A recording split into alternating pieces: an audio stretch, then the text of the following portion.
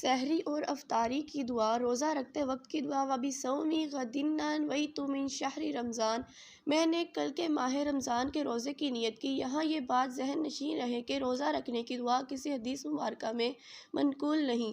اصل نیت فرض ہے جو دل کے ارادے کا نام ہے۔ نیت کا مطلب کسی چیز کا پختہ ارادہ کرنا ہے، اور اصطلاح شرعی میں نیت کا مطلب ہے کسی کام کے کرتے وقت اللہ تعالیٰ کی اطاعت اور قرب حاصل کرنے کا ارادہ کرنا۔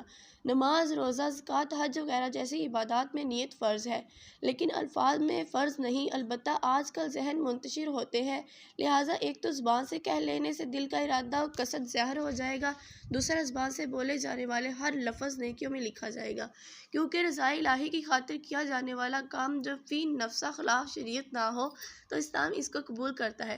امر مستحسن کے طور پر اس کام پر اجر و ثواب اور فوائد و برکات بھی متحقق ہوتے ہیں، لہٰذا روزہ رکھتے وقت مروجہ دعا کے الفاظ بطور نیت دہرانا بدعت حسنہ یعنی اچھی عادت ہے۔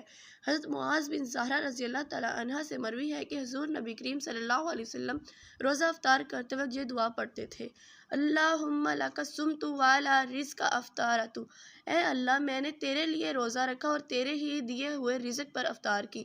افطار کے وقت کی دعا پڑھ: اللہم انی لک صمت وبک آمنت وعلیک توکلت وعلی رزقک افطرت، اے اللہ بے شک میں نے تیرے لیے روزہ رکھا اور تجھ پر ایمان لایا اور تجھ پر ہی بھروسہ کیا اور تیرے ہی عطا کیے ہوئے رزق سے میں نے افطار کی۔